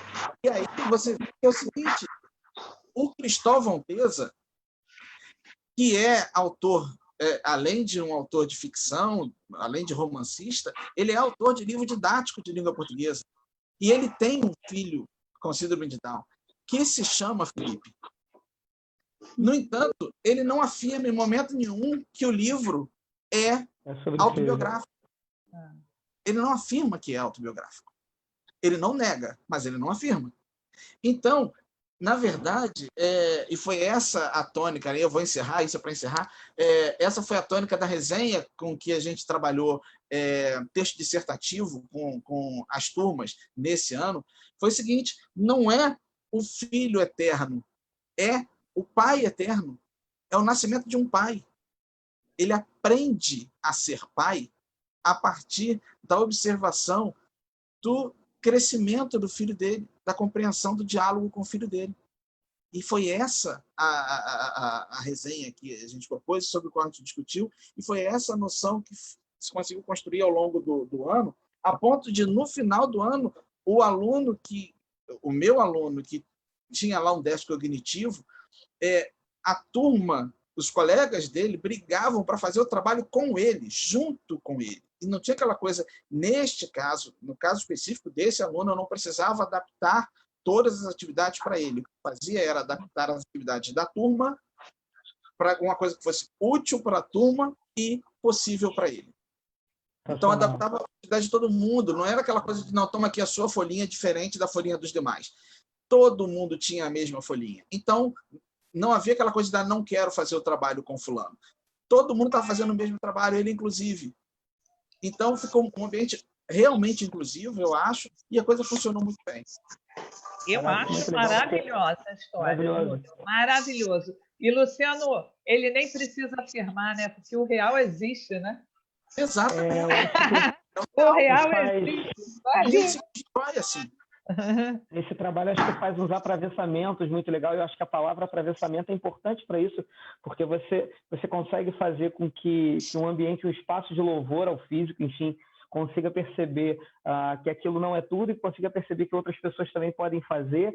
E eu acho que eu entendo também essa perspectiva de inclusão como algo que precisa ser pensado, né? Não só com essa adaptação de provas, enfim, mas com a percepção mesmo que a gente tem conteúdos significativos, com a percepção de que a gente tem competências que devem ser trabalhadas e não necessariamente determinados conteúdos que servem mais de barreira do que qualquer outra coisa. Eu acho que é linda a história e motiva nessa manhã de sábado para a gente acreditar um pouco mais na humanidade, acreditar principalmente no poder da educação, já que a gente sabe que a gente sempre traz isso como perspectiva, mas quando a gente escuta uma história real é muito legal mesmo. Silvia, conta para a gente teu caso. O meu... Bem, eu tenho 9 anos no município, eu acho pouco, né?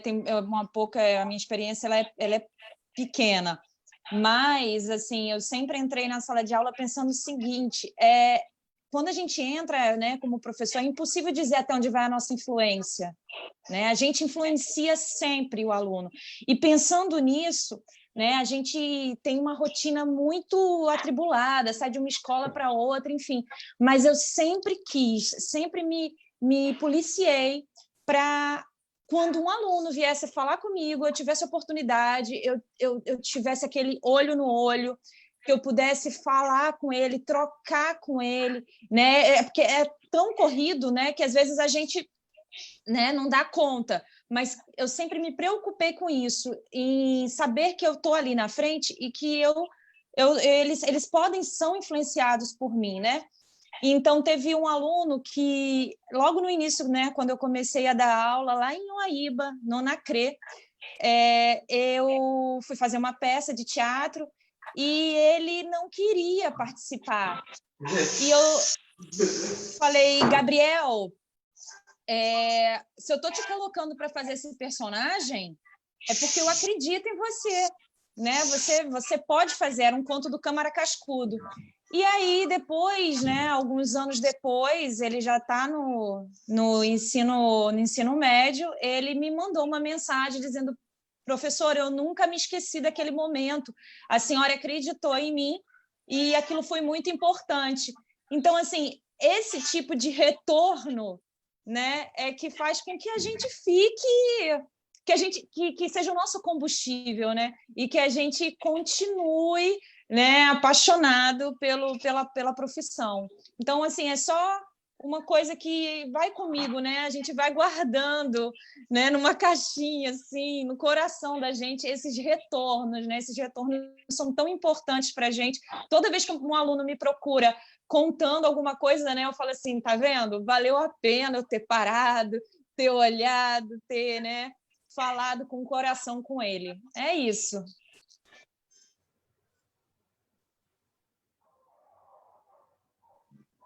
Cara, muito legal, Silvia. Essa possibilidade da gente poder olhar para o aluno, da gente realmente dialogar. Eu lembro que todo final de ano... Pessoal, o áudio tá legal, é porque meu fone terminou, a bateria morreu. Para mim, morreu a bateria. Tá, obrigado. Que morreu a bateria de vez aqui do áudio, do fone de ouvido. Pobre é um problema, né? Olha só. Não tem fonezinho, aqueles negócios, não tem nada disso, mas morreu, é xing-ling. E essa possibilidade, na verdade, da gente conseguir dialogar e escutar o que o aluno tem para falar é muito interessante. Eu acho que isso é bonito, né? É o mais bonito que a gente tem na profissão. E aí a Glaucia já vai se ligando, porque vai entrar de novo a vinheta. Já estou avisando antes, para depois não reclamar que eu estou pedindo e forçando barra. Mas eu acho que é isso. Assim. A gente conseguiu contar aqui 3 histórias, 3 causas, de ter a possibilidade de trazer um conteúdo significativo, de trazer algo que efetivamente mudasse a vida do aluno, e isso é impressionante na nossa profissão. É isso que faz a educação ser tão importante, é isso que faz a educação ter um lugar de destaque em qualquer debate, em qualquer lugar, em qualquer pensamento de política pública. A gente precisa pensar na qualidade dos nossos professores, na formação continuada, na possibilidade, na verdade, desses professores terem, como o Luciano teve, depois de um tempo, poder aumentar a formação dele, conseguir entender de uma maneira teórica também, poder trazer para a sala de aula. Então, assim, acho que o caminho é esse. Efetivamente, a gente precisa lutar para que isso ocorra em todos os âmbitos, em todas as esferas do poder público. É isso. E a gente vai para o nosso último bloco daqui a pouquinho com bate-bola para poder fechar. Está muito legal. Tem muita pergunta aqui. A gente está vendo mais de 100 compartilhamentos, Bárbara. Acredita? Olha que chique. Olha que chique. O negócio está legal. Então, a gente vai para a vinheta agora para o nosso último bloco com bate-bola. Pode puxar, Glaucia. Eu vou pegar.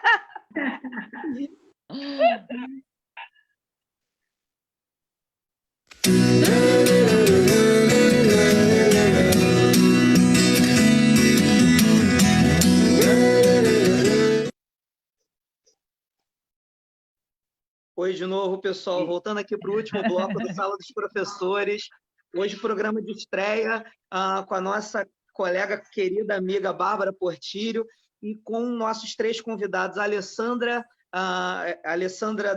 do Hotel de Andrade, lá da Nona CRE, nosso camarada Luciano, do Pedro II, e a Silvia. Esqueci o nome do seu colégio, Silvia, que horrível. Alcide, tranquilo, Alcide de Gasperi.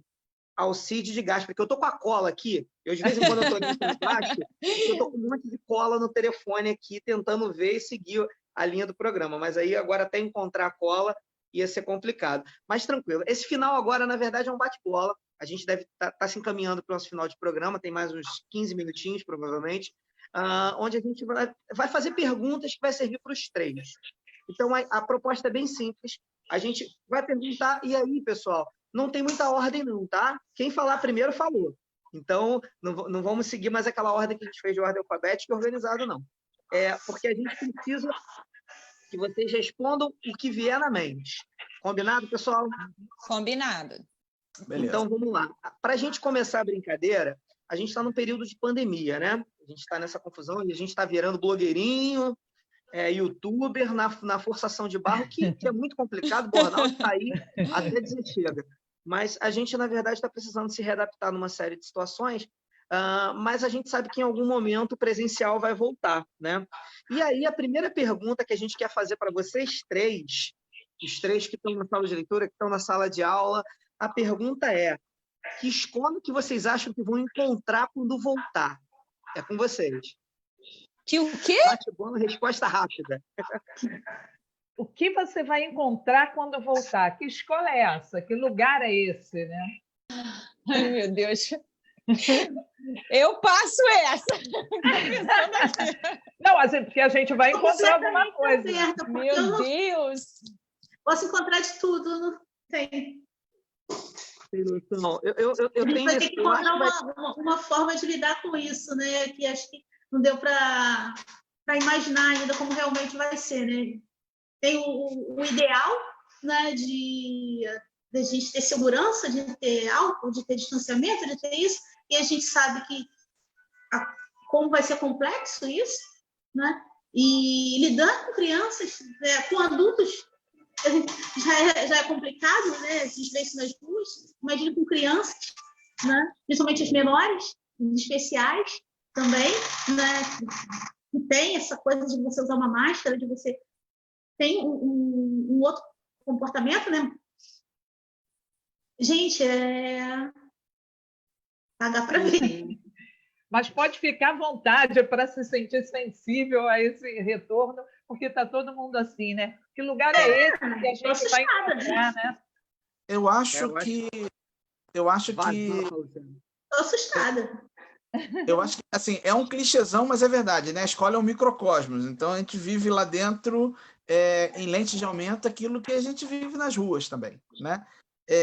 Então, nesse sentido, eu acho que a gente vai encontrar um espaço com as feridas ainda mais escancaradas, com as feridas ainda mais abertas, com os problemas, né, ainda mais evidentes.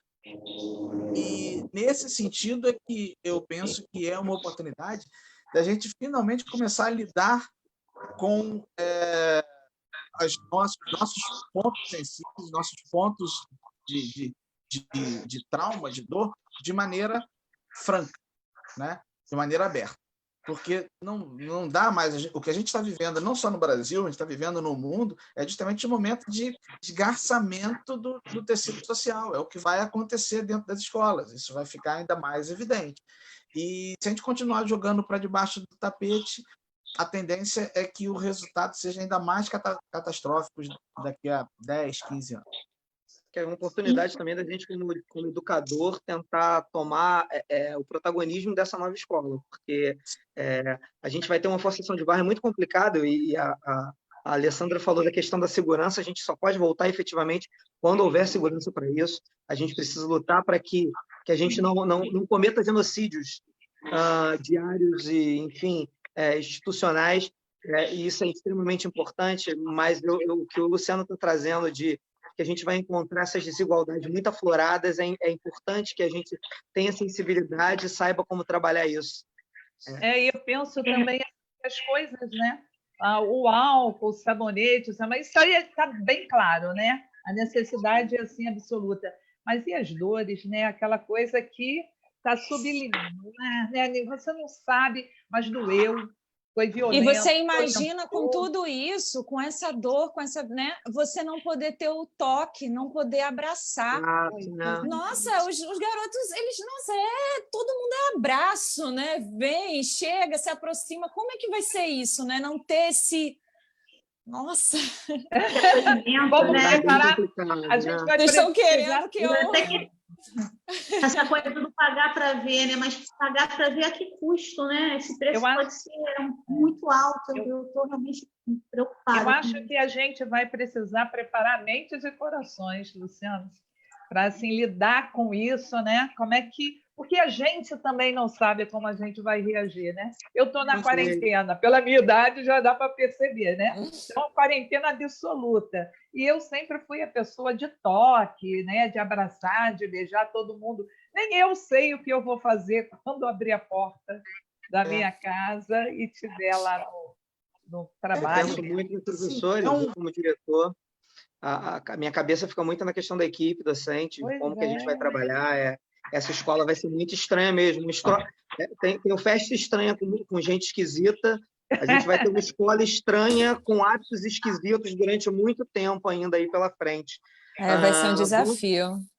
A segunda pergunta do bate-bola, pessoal, a gente vai aproveitar que a gente tem 2 professores de sala de leitura e vai aproveitar que o Luciano tem um monte de livro atrás dele, e a pergunta é a seguinte: qual livro não pode faltar na sala de leitura de vocês? Na sala de leitura ideal, não pode faltar de maneira nenhuma. E no caso do Luciano, qual livro não pode faltar aí na sua biblioteca aí de trás? Então é com vocês, pessoal.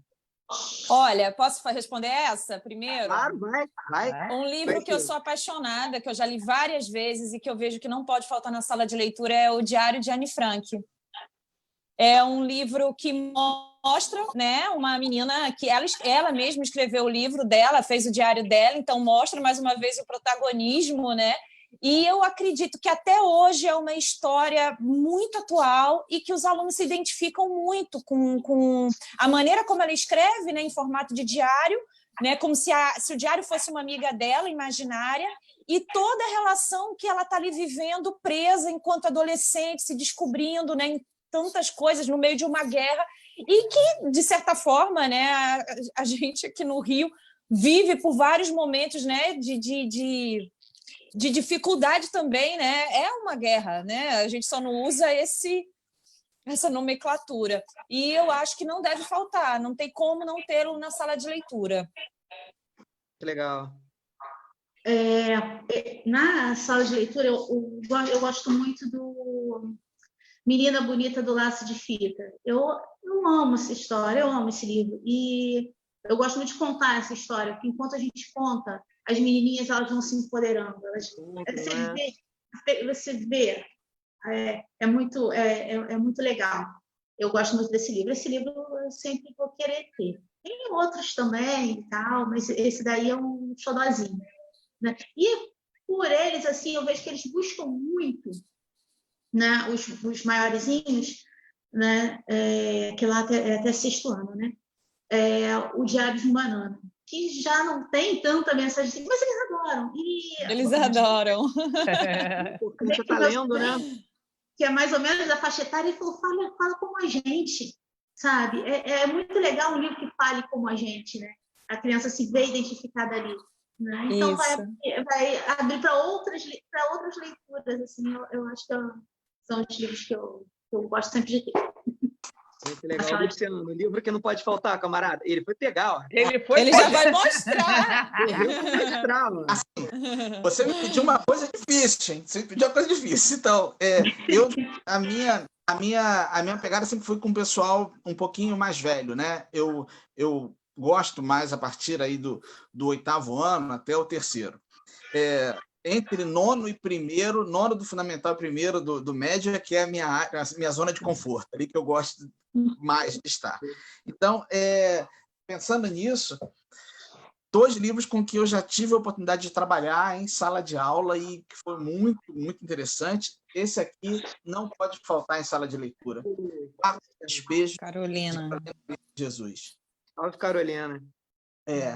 Maravilhoso. Eu, sem me alongar, eu fiz no mesmo ano, no mesmo colégio, o Filho Eterno, e montei aquela atividade que já falei com vocês, e no trimestre seguinte foi Quarto de Despejo, e eu fiz algo parecido, com as mesmas turmas. O Quarto de Despejo estava presente no Caravanas também, eu trouxe para os meninos, e a gente leu.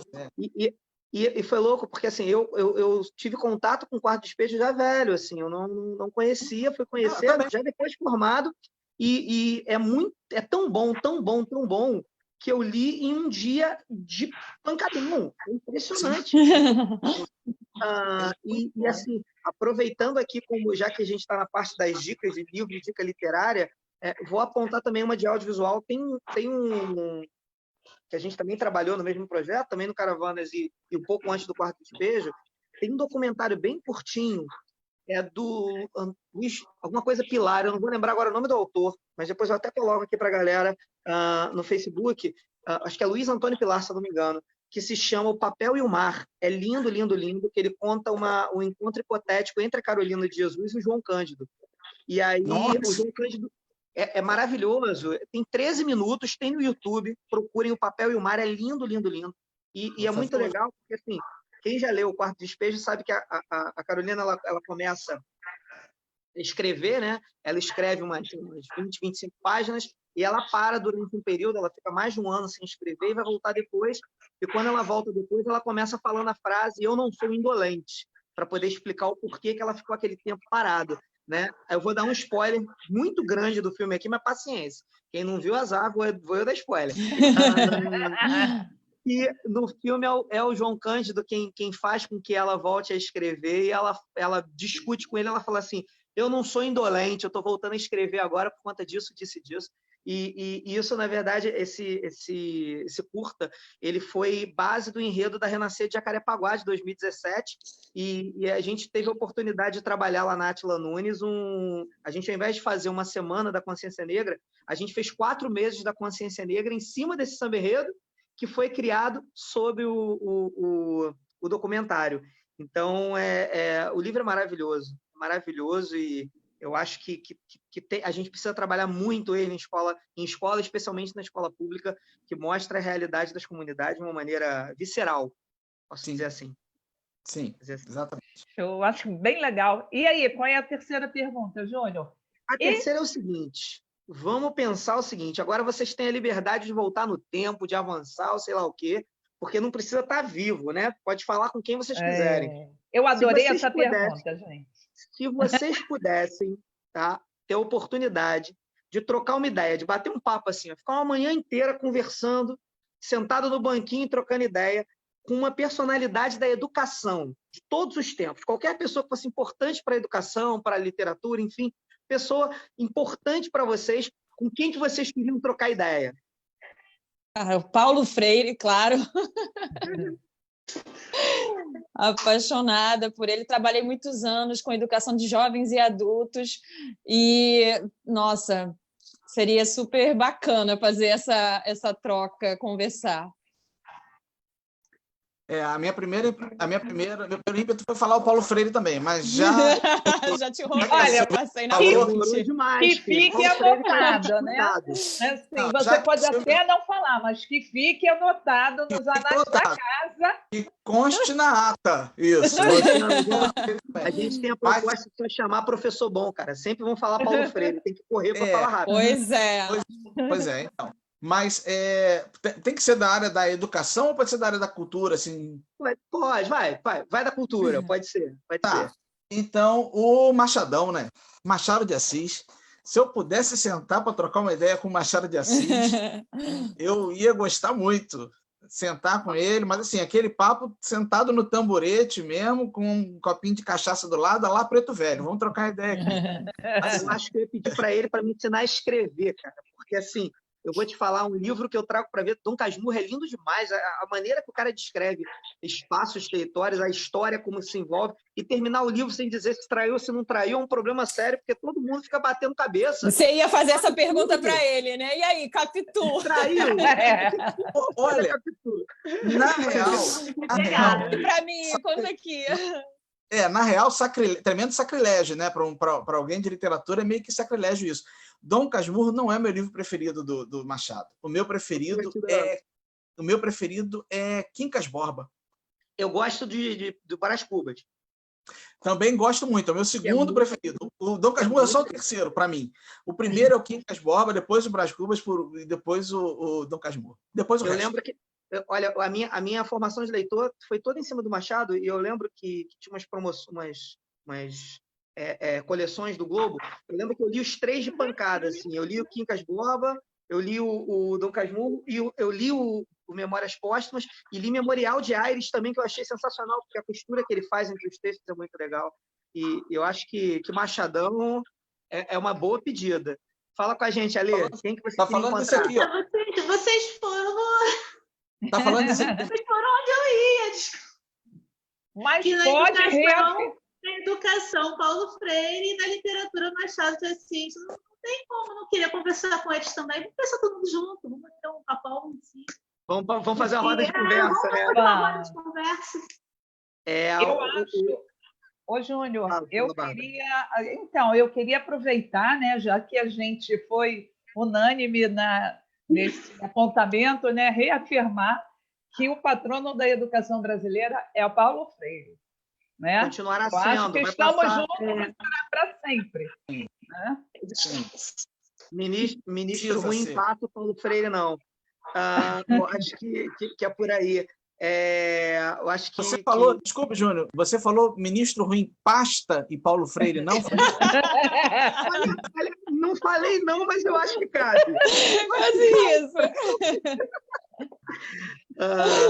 Agora, deixa eu fazer. Eu vou matar. A gente tinha mais uma outra pergunta, mas eu não vou fazer, não. Vou pular, tá, Bárbara, do livro. Claro, sim. Acabou que o pessoal vai acabar combinando muito com a resposta, a gente vai ficar repetitivo. Mas eu vou fazer uma inconfidencialidade aqui. Quando a gente estava pensando nas perguntas, e aí eu comecei a falar da questão dos educadores, das pessoas ligadas à educação, e aí eu falei do Darcy. E a Bárbara, para me sacanear, ela falou que ela trabalhou com o Darcy, cara. Que raiva e que inveja que eu fiquei. Imaginando, cara, a possibilidade de trabalhar com o Darcy Ribeiro, enfim. Vamos para a última, então, porque eu acho que a gente vai ficar com chave de ouro, porque é uma pergunta mais reflexiva, e eu acho que para fechar esse dia, que foi bem legal o programa, eu gostei muito. Espero que a galera esteja gostando, porque eu gostei muito do que a gente trocou até agora. que é o seguinte, eu queria que vocês pensassem um pouquinho, essa resposta pode até demorar um pouquinho mais, não muito, porque senão a gente vai ficar com 3 horas de live, e o pessoal vai matar a gente, mas o que representa a educação pública para vocês? E eu acho que a gente termina com uma reflexão bem legal e uma possibilidade de pensamento do nosso espaço, do nosso lugar e da nossa responsabilidade. Então, essa seria a nossa última pergunta do bate-bola. O que representa a educação pública para cada um de vocês três?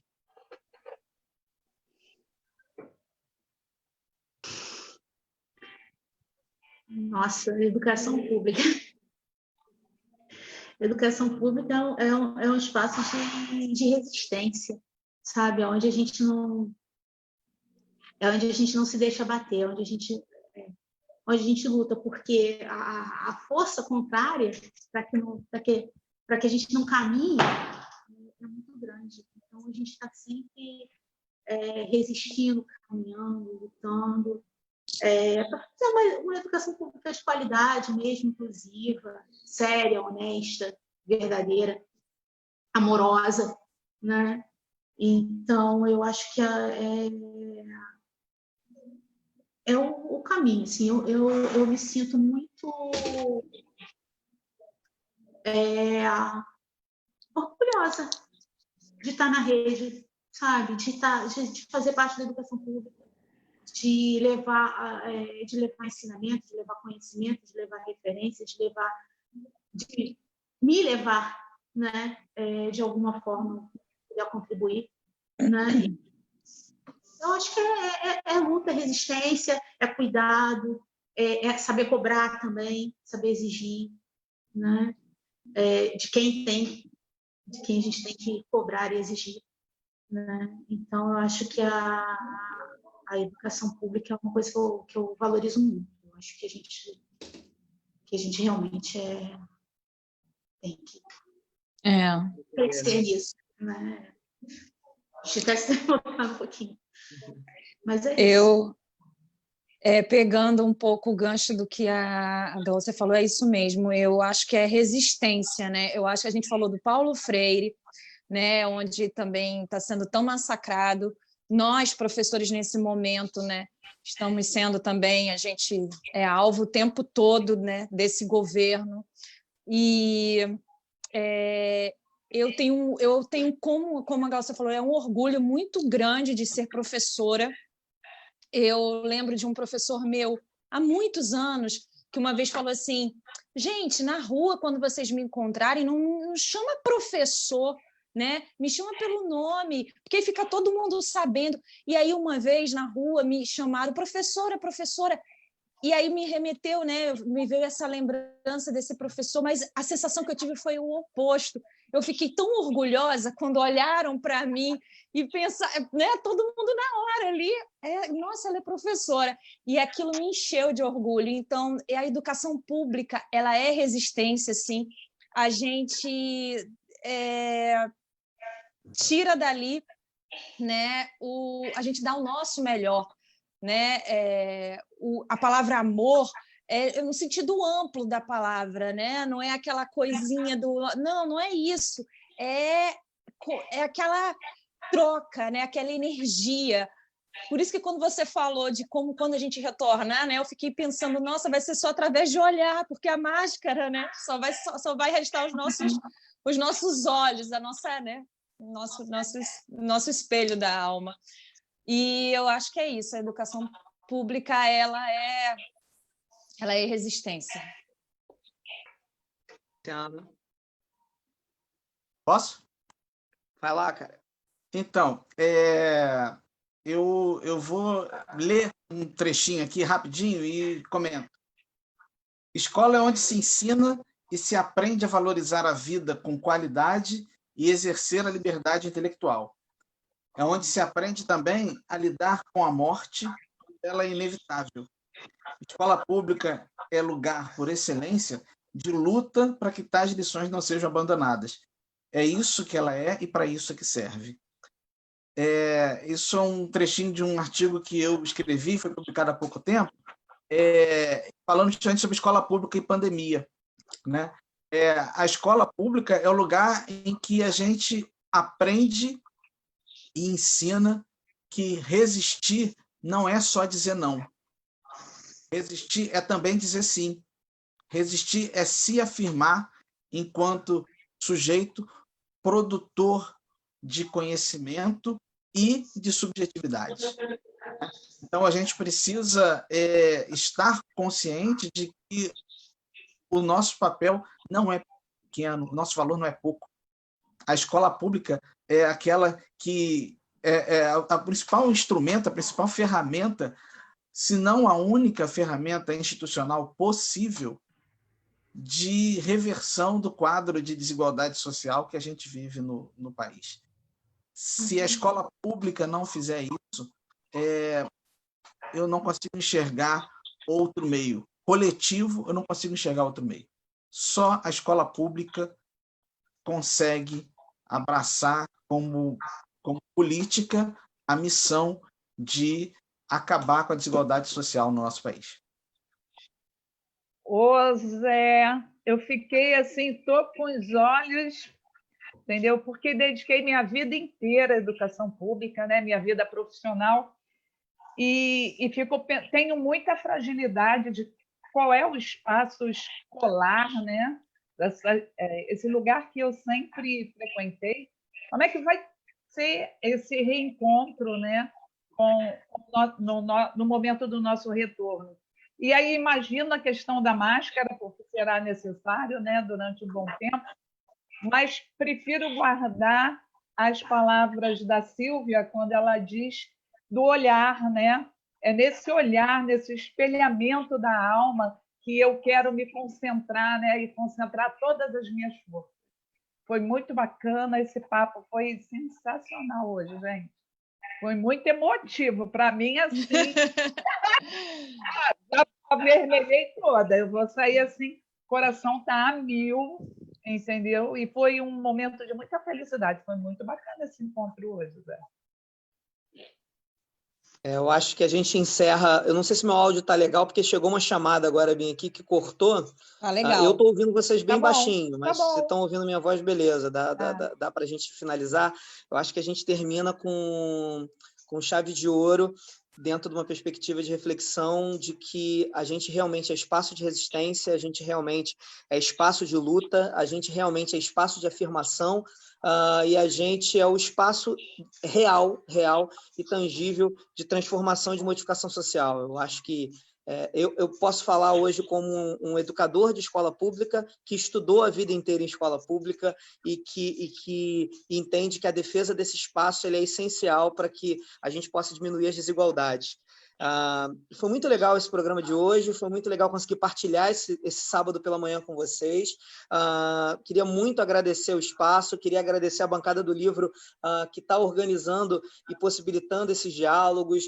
A gente está fazendo, o pessoal está fazendo uma série de lives conversando com educadores, tentando trazer pautas importantes para que a gente possa pensar e a gente possa criar uma perspectiva de educação para a nossa cidade que seja qualificado, que venha realmente de pessoas que entendam a educação pública e que lute por ela.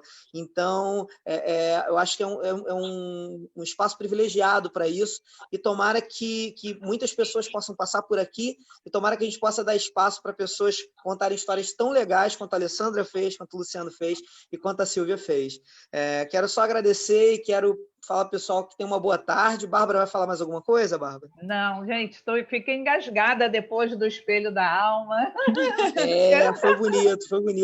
Eu acho que é isso, assim, a gente teve um sábado, foi 1h50 muito produtiva, que a gente vai levar por muito tempo e tomara que seja um pontapé de um projeto muito legal que a gente tenha a oportunidade de visibilizar esses projetos, esses trabalhos e mostrar que a escola pública carioca, que a escola pública do Estado é sim de qualidade, é sim espaço de resistência, de formação e de construção. Acho que é isso. É isso, pessoal. Esse foi o nosso primeiro Sala dos Professores. Espero que tenham gostado. Até a próxima. E a vinheta?